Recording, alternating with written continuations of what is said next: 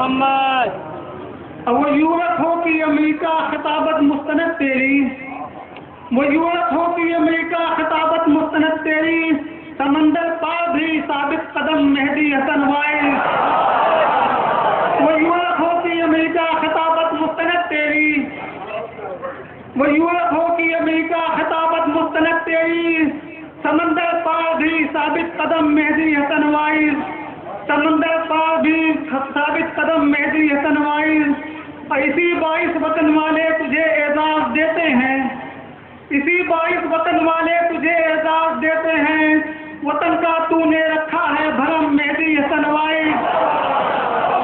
اسی باعث وطن والے تجھے اعزاز دیتے ہیں، وطن کا تو نے رکھا ہے بھرم مہدی حسن وائز. تو عظیم الشان پیمانے پہ کیوں نہ سلور جبلی ہو، عظیم الشان پیمانے پہ کیوں نہ سلور جبلی ہو، جب ایک تاریخ کرتا ہے رقم مہدی حسن وائز. عظیم الشان پیمانے پہ کیوں نہ سلور جبلی ہو، جب ایک تاریخ کرتا ہے رقم مہدی حسن وائز. آخر شعر مقتضا ہو کہ ظلم جہل دنیا سے مٹانے کے لیے ساجد، ظلم جہل دنیا سے مٹانے کے لیے ساجد، اٹھایا علم کا تو نے علم مہدی حسن وائز. اٹھایا علم کا تو نے علم مہدی حسن وائز. اور دلیلیں جب ہمیں مضبوط قرآن سے بتاتا ہے تو کھا لیتا ہے قرآن کی قسم مہدی حسن وائز. حسین ابن علی کا مجلسوں میں ذکر غم کر کے کیا کرتا ہے تو آنکھوں کو نم مہدی حسن وائز. سلیس انداز میں تیری خطابت پر تحیر میں عرب والے کبھی اہل عجم مہدی حسن وائز. وہ یورپ ہو کہ امریکہ خطابت مستند تیری، وہ یورپ ہو کہ امریکہ خطابت مستند تیری، سمندر پار بھی ثابت قدم مہدی حسن وائز. سمندر پار بھی ثابت قدم مہدی حسن وائز. جناب عزادار حسین ساجد صاحب مولانا موصوف کی گوناگوں صفات کو پیمانہ شاعری میں سمو کر مجملاً پیش کر رہے تھے.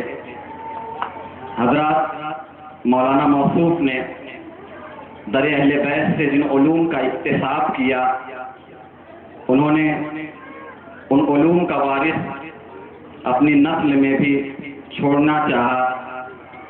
اسی لیے انہوں نے اپنے فرزند جناب علی عباس صاحب کو مدرسہ دینی میں داخل کیا، اور انشاءاللہ مولانا علی عباس صاحب بھی ایک دن ہندوستان کے افق ذاکری و خطابت پر ایک درخشندہ ستارہ بن کے ابھریں گے.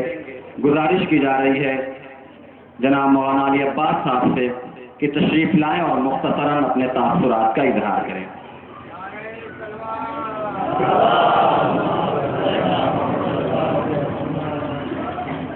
مومنین وطن کی خدمت میں 3 شعبان کو حسین ابن علی کی ولادت پر مبارکباد پیش کرتا ہوں، اور مکمل بھروسہ ہے کہ باوجہ بلند نعرے صلوات پڑھ کر مبارکباد کو قبول فرمائیں گے.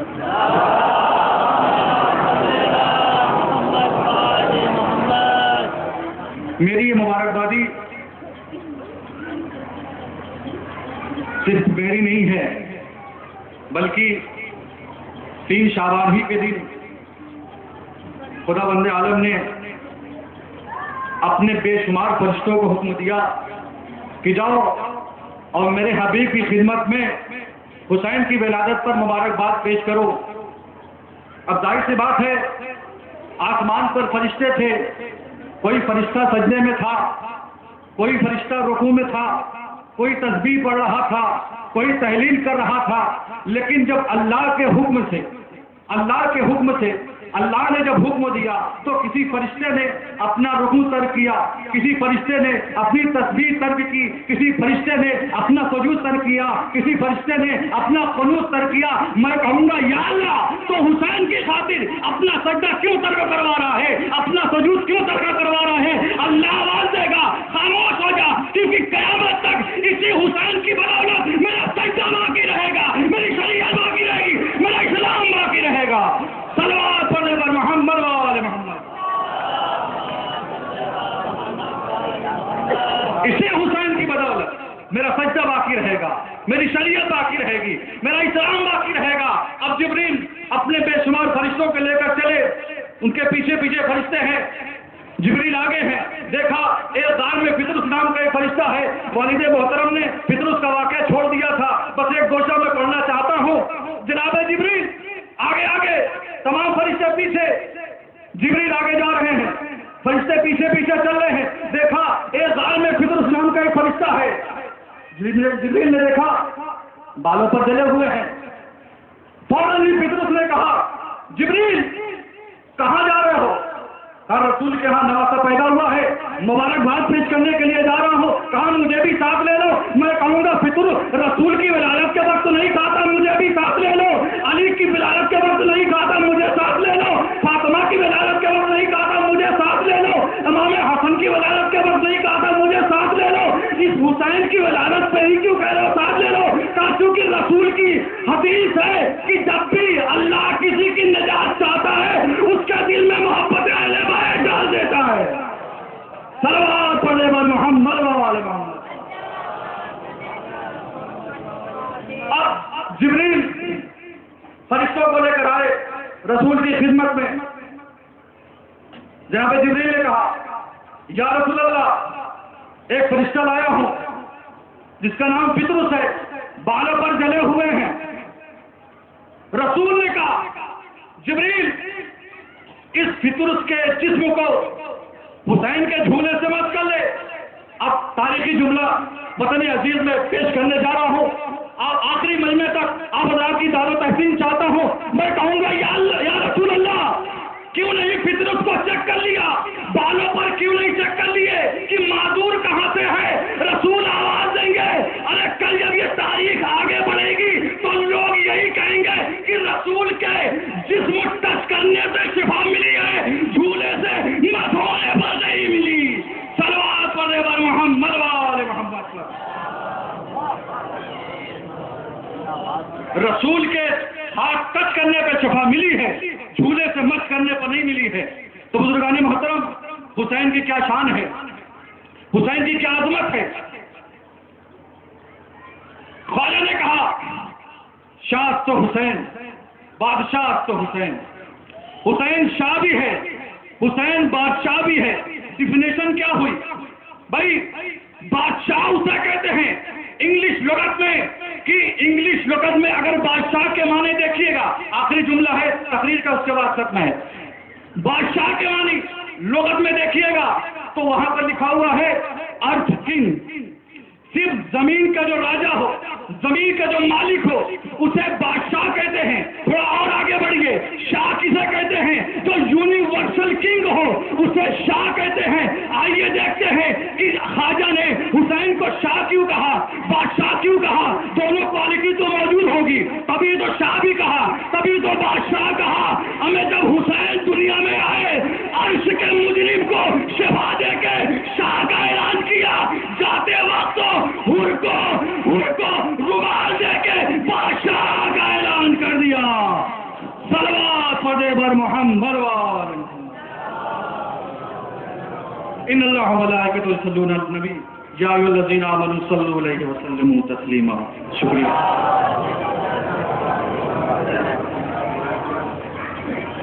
یہ تھے مولانا علی عباس صاحب قبلہ، اور جیسا کہ میں نے کہا کہ انشاءاللہ مولانا علی عباس صاحب اپنے والد بزرگوار کے ایک مکمل وارث ہوں گے۔ انہوں نے نزاکت الفاظ اور اپنی والد بزرگوار سے ہم لہنی کے ذریعے اس بات کو واضح کر دیا کہ انشاءاللہ مستقبل قریب میں یہ اپنے والد بزرگوار کی طرح اپنا بھی نام روشن کریں گے۔ اب میں خطیب عالی جناب مولانا الحاج مہدی حسن صاحب قبلہ وائس سے التماس کرتا ہوں کہ کھڑے ہو جائیں تاکہ ان کے گلپوشی کا فریضہ انجام دیا جا سکے۔ اور گلپوشی کے لیے میں آواز دے رہا ہوں نازش وطن جناب الحاج افتخار حسین صاحب فخر سے کہ وہ جناب الحاج مولانا مہدی حسن صاحب قبلہ وائس کی گلپوشی کریں۔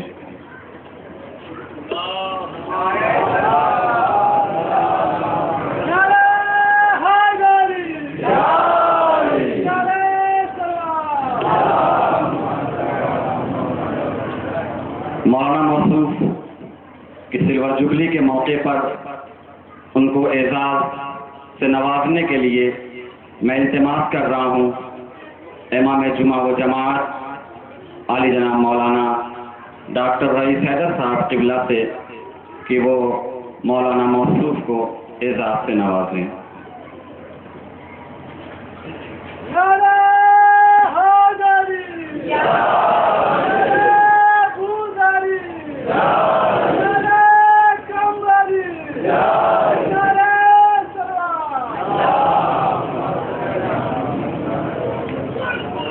حضرات، جیسا کہ آپ کو علم ہے کہ خطیب عصر عالی جناب مولانا مہدی حسن صاحب قبلہ وائس صرف میدان خطابت کے ہی شہسوار نہیں بلکہ انہوں نے میدان تصنیف میں بھی خامہ فرسائی کی اور متعدد کتابیں ان کی منظر عام پر آ چکی ہیں۔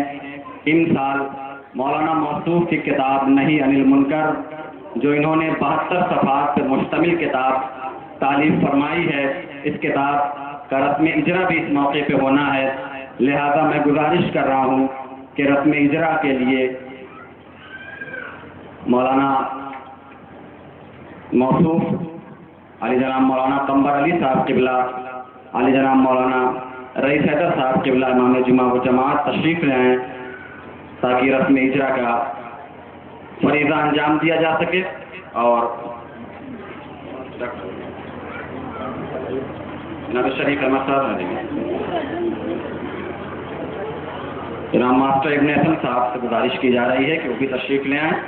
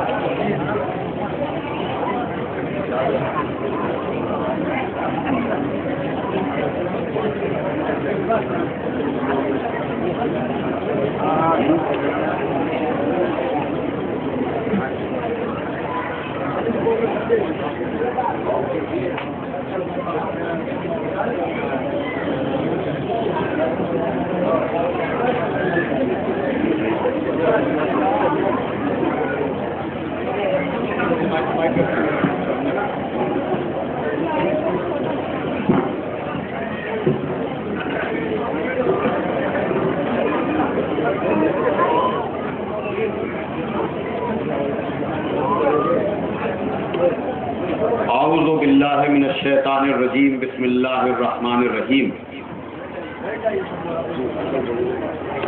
قال علی علیہ الصلوۃ والسلام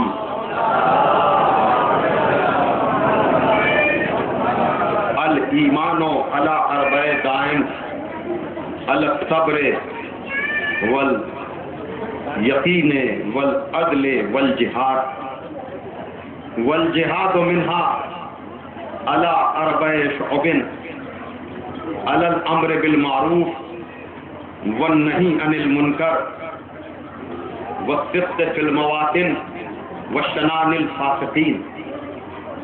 عزیزان محترم، مولا کائنات نے نہج البلاغہ میں ایمان کی تعریف کرتے ہوئے ارشاد فرمایا کہ ایمان کے 4 ستون ہیں: صبر، یقین، عدل اور جہاد۔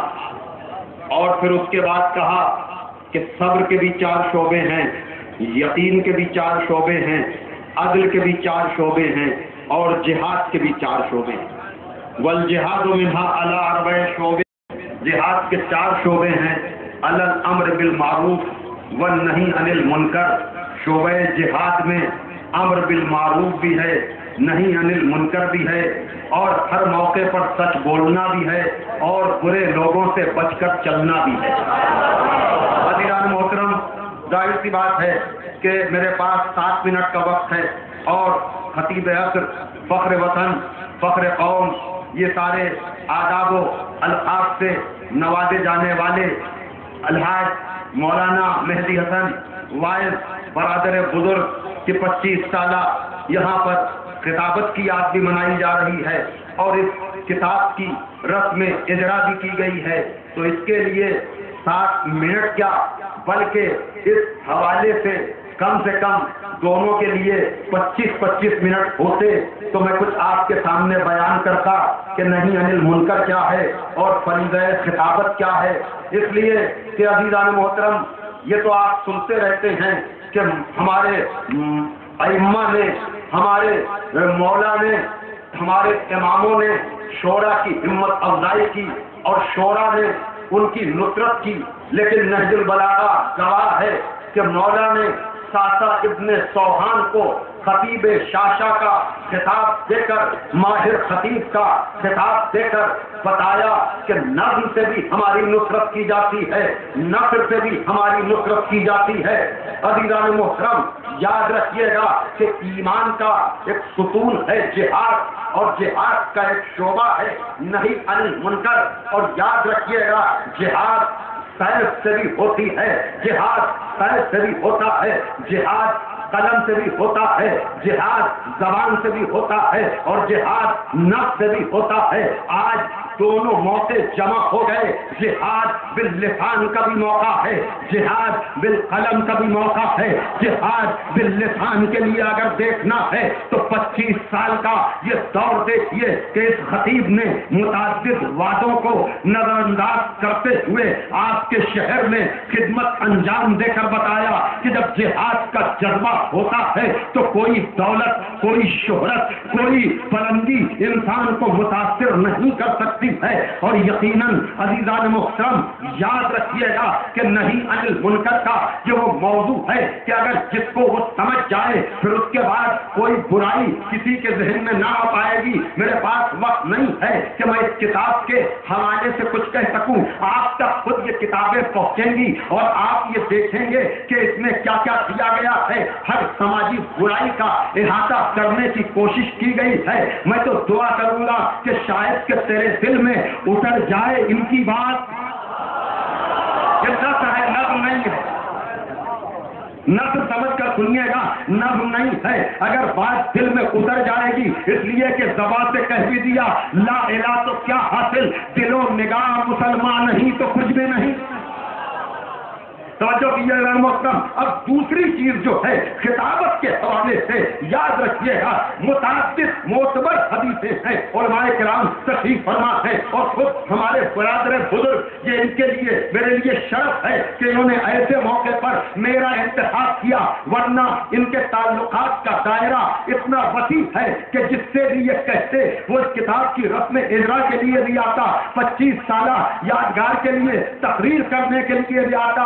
یہ انتہائی محبت ہے، یہ قدر کی منزل ہے جس کے لیے میں اپنے طور پر اپنے پسند ہے کسی شاعر بلکہ افتخار عارف کے پسندیدہ مصرے کہ میرا شرف کہ تو مجھے جواز افتخار دے، فقیر شہر علم ہوں زکات اعتبار دے. میں جیسے تیسے ٹوٹے پھوٹے لفظ کر کے آ گیا کہ اب یہ تیرا کام ہے، بگاڑ دے سنوار دے.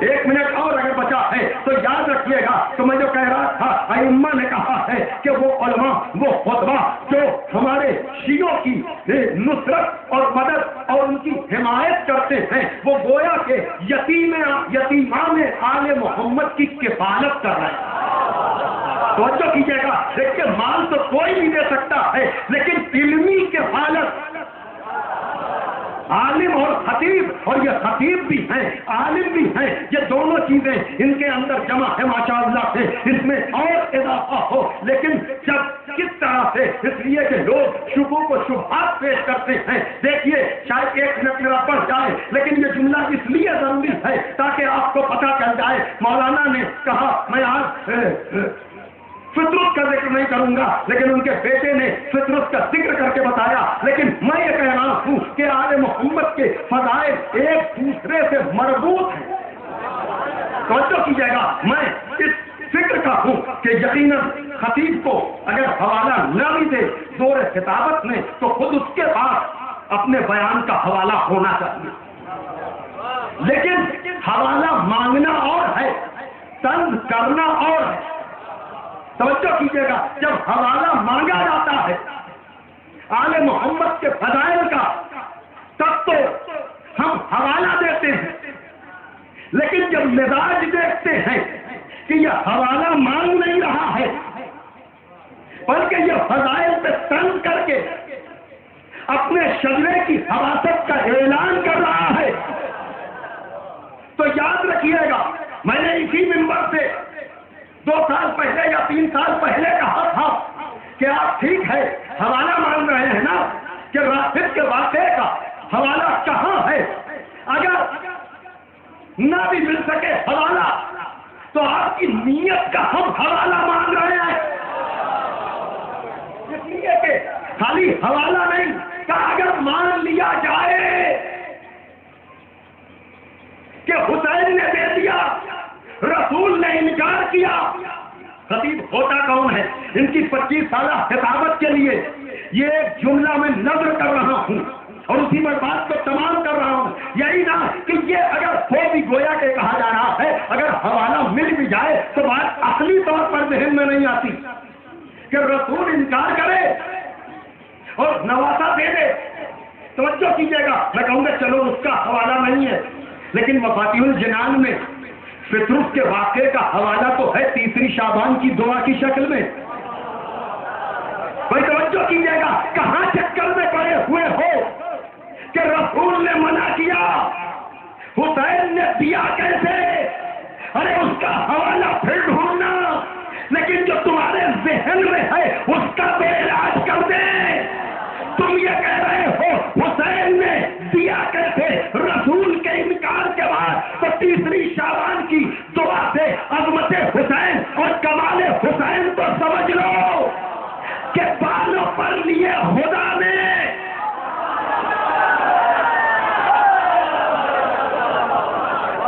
اور دیے حسین نے، تو کیا کوئی کہے گا اللہ نے لیے کیوں؟ حسین نے عطا کیوں کیے؟